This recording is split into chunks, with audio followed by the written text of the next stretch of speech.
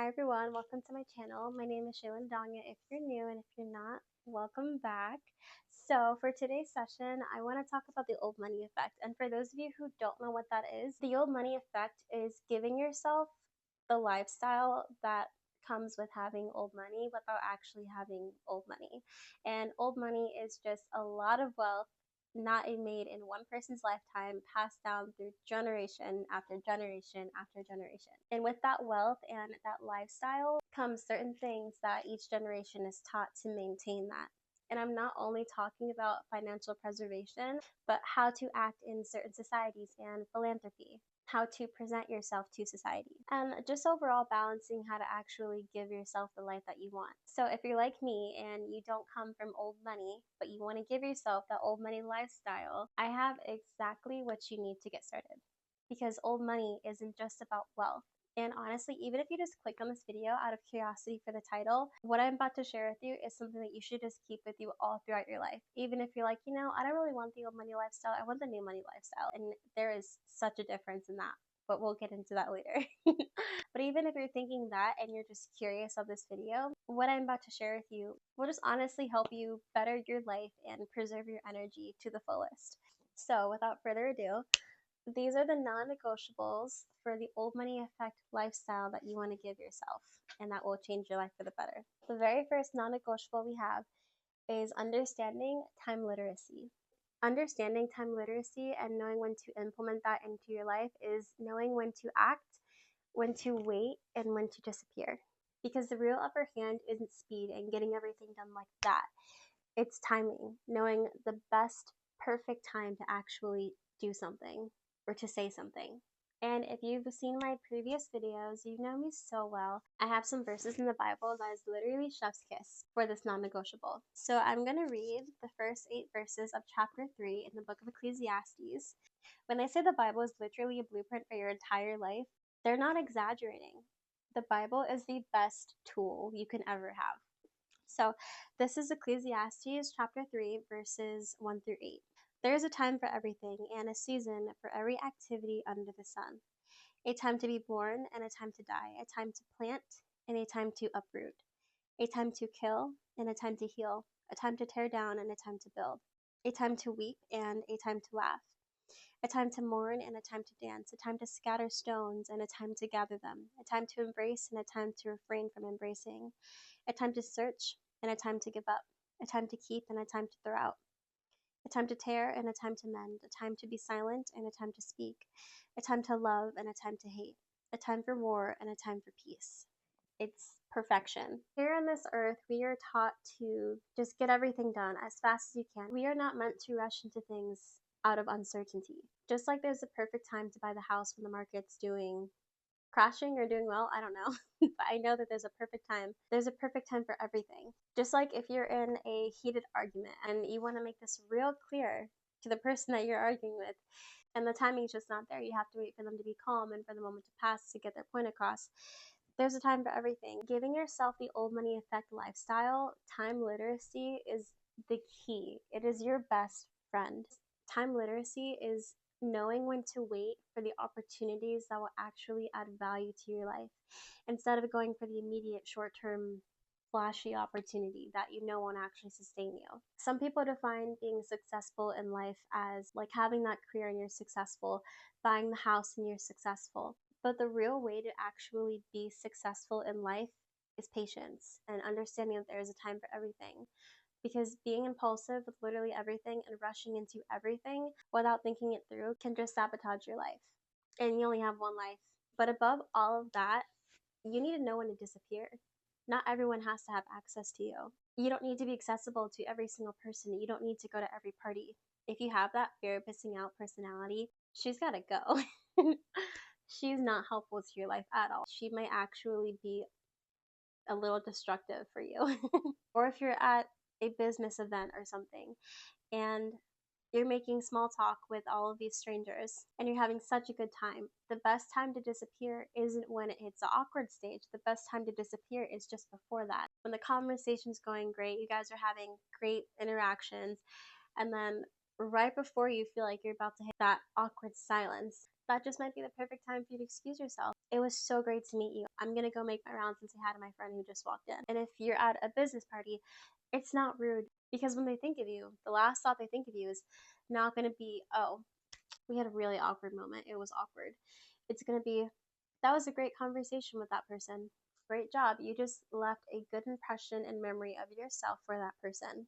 And when something pops up, they may think, you know what? I want that person. Let me go and reach out to her. And part of knowing when to disappear is reading the energy in the room. And when you're so in tune with reading the energy, in doing so, you protect your own energy. For example, when you walk into a room after an argument happened, even though no one's talking or everyone's acting calm, you can still feel the energy and how it's off. And you don't have to give yourself that negative off feeling of energy. You can just disappear. I don't know where I read this from, or maybe I saw it somewhere, but it says filtering your access is an arrogance, it's efficiency. And I couldn't agree with that more. Because not only is your time precious, it's sacred. And if you're saying yes to every single little thing, you're not going to have time to actually focus on the things that you think are really important. And speaking of filtering our access, this brings us to our next non negotiable, which is oversharing and over explaining. Just like you don't owe everyone access to yourself, you don't owe everyone an explanation either. One of the most classy things you can do is move in silence. It's also a little smart too. I know I'm not the only woman who, when you read the Bible and you see that verse, better is it for a man to live in the corner of the house than to be living with a nagging wife or something like that. I always got so offended when I read that verse. Some people are like, women are meant to stay quiet and all this and that. I used to hate when I hear that. But now if I hear someone say that, I'm like, okay. And this isn't just for relationships, just in general. The more quiet you are, the more you can be an observer and the more you can listen.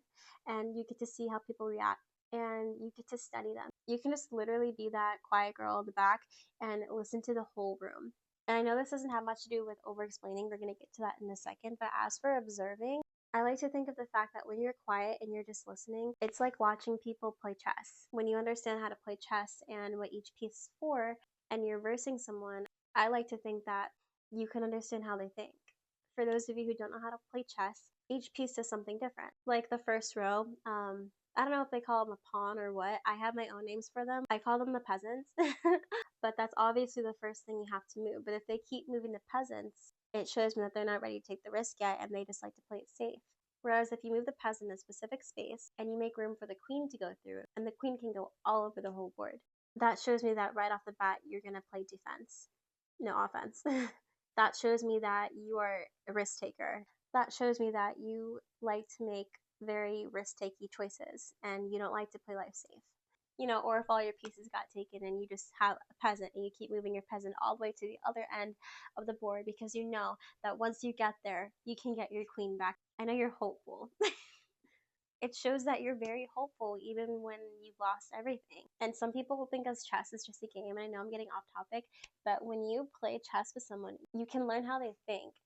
And when you learn how they think, you learn how they act in the real world. And as women, some men come off in very disrespectful ways when they say, you're a woman, you're supposed to sit there and be quiet, even though that's not how God designed us. People still say that, and you can fight back all you want. But if I hear that said to me, I will literally sit there, I'll stay quiet, and I will just watch how you say things. I'll watch what you do with your life, and I'll study you like a book, and I can just learn everything about you. One of the most dangerous women are the silent ones. I mean, think of Bridgerton. Miss Whistledown, she was a wallflower. She knew everything. If you're actually around men that underestimate you, that will say that to you, just sit there and be quiet. Instead of getting offended, use it to your advantage. There are so many things you can do with that. Knowing when to stay quiet and listen is one of the best assets and weapons you can have. Okay, now back to oversharing. There's this little quote that I've heard, and the quote is, don't justify your standards to those committed to misunderstanding them. It will literally drain your energy, and it is a waste of time trying to explain something to someone if they're just not willing to listen. You will save yourself a lot of annoyance, a lot of time, and that is literally your energy that can be used elsewhere. Your energy is sacred, and you do not owe anyone a front row seat into your mind. Also, when you're in tune with yourself, you can feel when you feel like you're oversharing. When you have that gut feeling, don't ignore it. just stop talking. You will thank yourself later. Your gut, your intuition, and the Holy Spirit work together to better your life in every single way. Don't ignore any of it. Don't push past it. And I know that's easier said than done. I know my intuition or my gut's telling me don't do this. And then I did it, and then it didn't work out for me. Literally a couple months ago for me, I got in a car accident and I totaled my car.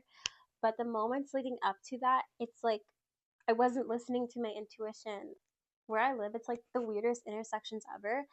And in all my life, my 22 years of living, my 5 years of driving, because I got my license when I was 18, I've never seen a double stop sign with a train track.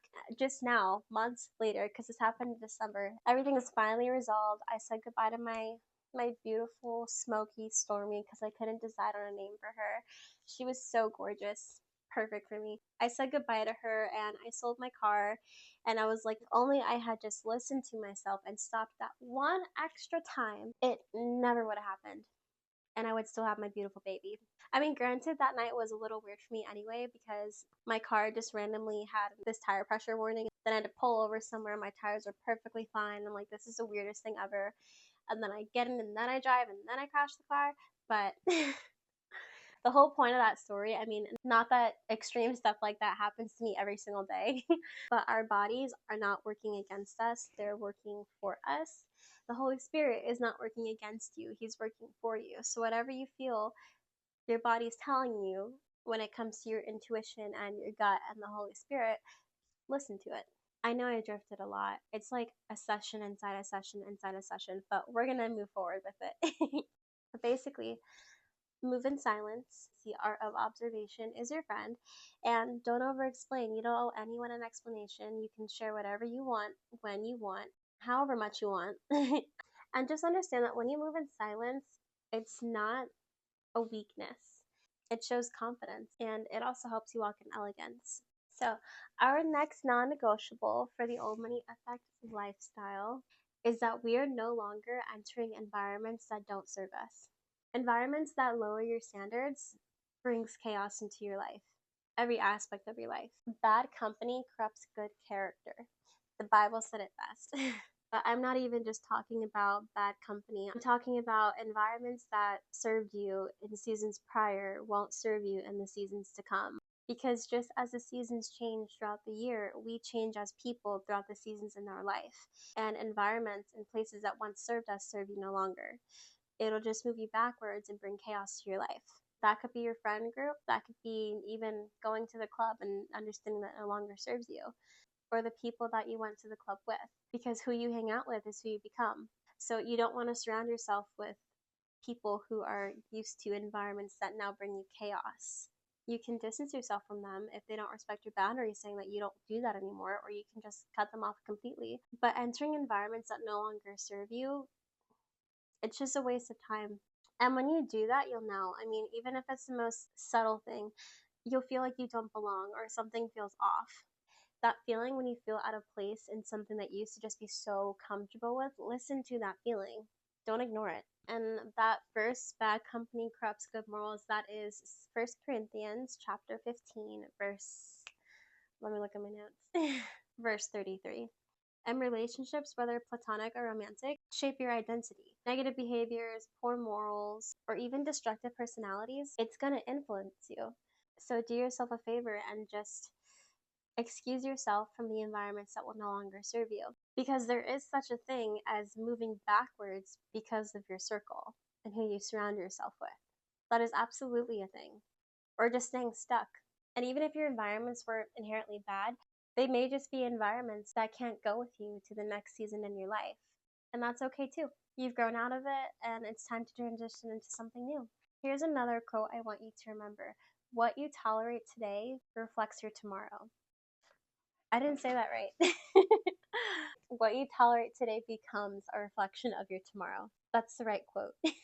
So, our very last non negotiable for the old money effect is quality over quantity.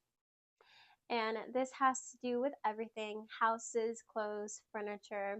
It's not over having a bunch of friends, it's over actually having good quality friends. Living the old money lifestyle, I'm sorry, as much as it used to pain me because it's so affordable and there's a lot of cute clothes on there, It's not shopping at Shein. I love their clothes. I do. But I also understand that with cheap clothes comes cheap quality. And when you're trying to give yourself the old money lifestyle, you are not practicing financial preservation, shopping at low quality clothing brands. You are draining your pockets. And there's a certain point in your life when you have to understand that it's time to invest in quality things that will actually last you longer instead of immediate satisfaction and flashy and very short term things. Just think about how, with everything comes patience. Saying that just makes me think of God's character and how God is so patient with us. And He takes His time with us, and He takes His time to perfect the blessings that He has for us. And the Bible talks about walking through faith, it doesn't talk about running through faith. God's character, Jesus, and Jesus did a long walk, and what, he waited till he was 30 to start his ministry. Thinking about God and Jesus and just the best way to go through life, it all comes back to patience and thinking long term, because when God wants to give you something, He focuses on the quality of it, not the quantity. If God, our Father in heaven, wants to take His time to give you, His princess, something, and He takes His time with it, don't you owe it to Him, your creator, to treat yourself just like how He treats you, like a princess? You do. God, our Father, gave us His princesses this life, and He's very patient with us. So shouldn't we also take care of His most prized possessions, which is us, His children, and treat ourselves like royalty, like how He treats us? So if that's the mentality that I'm meant to have, why would I give myself low quality things or surround myself with low quality people? People who just have a horrible, destructive, and toxic personality. I shouldn't. I should treat myself like royalty. And I'm not saying to go and buy the most expensive things, because I mean, let's be real, not everyone can afford that. I'm just saying not to give ourselves the bare minimum, because we deserve more than that. And the bare minimum is choosing quantity over quality. I'm not just speaking about clothing, just how you're treated and how you treat yourself. Let's think about pampering for a second. And our hygiene shouldn't just be something that you get it, like you just do and then it's done. Your hygiene routine and your pamper routine are what needs to become a ritual. And I understand that not everyone has the luxury and the time to do that. But when you're able to do that, it can be the smallest thing. Instead of me just taking an 8-minute shower, I'm going to give myself a whole milk bath and treat myself like a queen. Because I know that my body will thank me later when I'm older. Because milk has lactic acid in it, which is an AHA, which means my entire body is getting exfoliated, and all I have to do is just sit in a hot milk bath and relax. Even though if you do take a milk bath, you should definitely use goat milk, because that's the best milk for your skin. But don't mind me, I digress. But when it comes to the materialistic things like clothes, this is where old money and new money come in. New money is about all the flashy, big logos on the clothing, expensive materials. New money is like, look, I have money, and you can tell I have money because look at my name brands. Do you know how much this costs? This costs $600,000, and I'm gonna flex it for you so you know that I'm rich. Old money lifestyle doesn't do that. Old money sticks to the vintage. If it's name brand, it's not gonna flex and flash that it's name brand. It's gonna be the smallest little thing ever. It might not even show a logo on it. Old money is classy over trashy, wearing clothes that don't diminish your worth. You don't have to wear the most provocative and revealing things to look sexy in your clothing, because then when you go out into society like that, they see that you think of yourself as low quality, because real quality is preservation in every way. I know I went a little all over the place with the quality over quantity, but we're actually going to dive into that in another video. I had one more thing I wanted to mention. It's a real tiny thing, and that is the last non-negotiable for the old money effect, which is philanthropy and stewardship. Not only do the families that have old money teach financial preservation, but they also teach the importance of stewardship and giving back in donations and fundraisers. They speak on the importance of the service mindset instead of the entitlement mindset. They're givers. They understand the importance of being givers, but not being a handout. And that is just something that's not always taught today. There's being generous and there's being a handout. And we will also be speaking about stewardship and philanthropy more in another session. That is actually all I have for this session. Thank you all so much for tuning in, and I cannot wait to see you loves in the next one. Bye, loves.